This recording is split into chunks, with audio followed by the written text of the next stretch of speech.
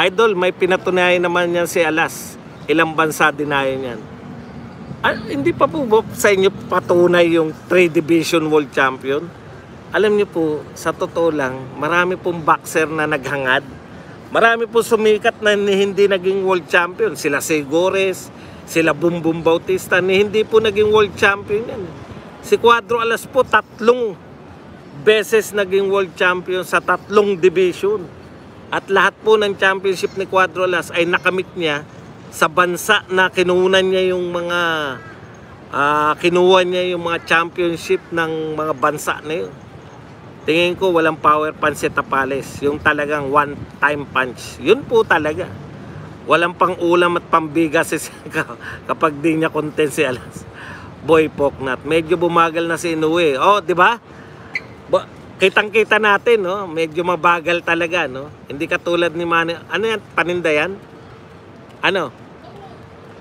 Ano pa? Ha? Banana kayo, bigyan mo ko.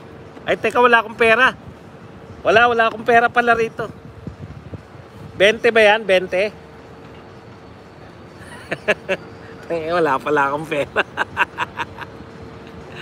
May dumaan na kakanin, eh. Boss Baz, agree kaya sa mga sinasabi ni Tapales na kaya niyang talunin si Inoue pag nakipagsabayan at mahina daw sumuntok si Inoue? Sinabi niya ba yan?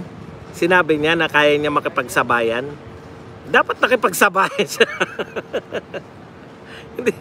hindi ko po alam. Hindi ko po alam kung sinabi niya yan. Boss Baz, kakatawa si Pau.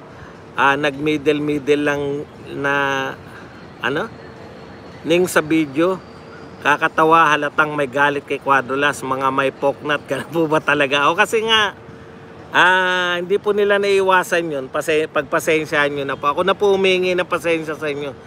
Kasi exposed po sila. Exposed po sa mga powers, mga energy, buhat po sa kalawakan. Ano nung division ni Cuadro Alas, nakalimutan ko na kasi. Ay ba, tignan nyo na lang po. Kasi ako hindi ko rin alam eh. Basta yung 118, di ba? Yung iba po, i-search nyo na lang. Boss Baz, Cuadro Alas versus Tapales, sino mananalo? Tingin mo lang po kung sakali. Kung sakali lang po, no? Hindi po natin sinabi. Hindi ako naniniwala na maglalaban si Tapales tsaka si Cuadro Alas eh.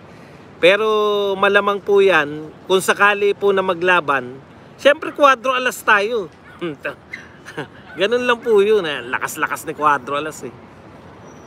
Kaya lang malabo po yan. Una, ilalaban ba ni Gibbons yan kay hindi po sa galit nila, hindi po nila ilalaban yan. Good afternoon po. Sir Bad, kung matuloy Inoue versus Casimiro, pwede ba kunin nilang coach si Donaire Sr.? Ano sa tingin nyo, Sir Bad? Magdadagdag po sila ng coach. Yan po nasabi niya ni Cuadro Alas. Malamang kumuha sila ng conditioning, strength and conditioning at saka iba pa, no? Talagang paghahanda nila yan kasi hindi kasi nyo maintindihan eh, no? Iba-iba pong kalaban na boxer, iba-iba rin po yung uri ng paghanda. Hindi nyo po pwedeng sabihin na 100% lagi, di ba? Putya, bakit pa may tune up na tinatawag? Bakit pa may tinatawag na superstar? Bakit? Parang ganun po yan eh. Minsan talaga, hindi po talaga dapat yun. Pero may minamaliit tayo eh. Walang angas mukha ni Tapales, Boss Baz. Mukhang pusang maamo eh. Hindi ka matatakot talaga kahit konti. Yan po ang katotohanan. Tsaka, nakakatama po, di ba? Yung bagal na yun ni Tapales, nakakatama naman po. Kaya lang, kung hindi ka kasing lakas ni Cuadro Alas, walang epekto eh. Nakita niyo po ba yung mukha ni Inoue? Putya, sariwang-sariwa eh. Sariwang-sariwa po yung mukha ni Inoue. Kaya yun po ang problema, no? Nakakapasok yung suntok mo. Walang epekto kay Inoue. Imaginein po nyo, mag-imagine lang po, ha. Paano kung si Cuadro Alas yung tumama kay Inoue? Tapos, alam nyo naman, si Manny Pacquiao, si Cuadro Alas, pag nakita po nilang tinamaan nila yan, lusob po yan. Conditioning, nutritionist is the key for Cuadro Alas. He needs to be 100% condition. Correct. Magaling at malakas si Inoue, dehado si Alas. Pero mas malaki chance niyang manalo, matigas si Alas. Correct. Sayang uppercut ni Tapales, tinablan si Naoya. Kung si Cuadrolas yun, baka hospital na magising yun. Correct. Tsaka magbabago po yung yung style ni Naoya Inoue. Nakita niyo yung tinamaan siya ni tinamaan siya ni Donaire. Nung tinamaan po siya ni Donaire, po siya nagbago po yung style ni ni Inoue, di ba? Dati sabayan lang, first to second round lang lagi yung mga kalaban ni Inoue. Nakatikim siya ng malakas-lakas na suntok 126 Loma versus current Inoue, boss. Hindi po, alam ko 135 si Loma. Hindi ko maintindihan kung bakit nyo po paglalabanin sa hindi nila parehong weight. Di nyo po ba nahalata na mas makapal ang gloves ni Tapales kaysa kay Monster? Sinong nakapansin? Talagang ganun po. Alam nyo po, A-side is A-side, no? Sila po nagpapasya ng lahat. Hindi po parehas ang boxing. Yun nga po yung lagi ko sinasabi sa inyo. Hanga ko kay Casimiro, boss, lalo na sa laban niya kay Solani Tete. Di talaga siya tinamaan hanggang natapos ang laban. Correct. Yun hindi nyo maunawaan no? Si Cuadrolas po, kaya ganun po yung ratsada niya kay Uguni. Kay Uguni, kay Ngitumbua, tsaka kay Akaho. Kasi pakiramdam niya, kaya niya patulugin ng first round.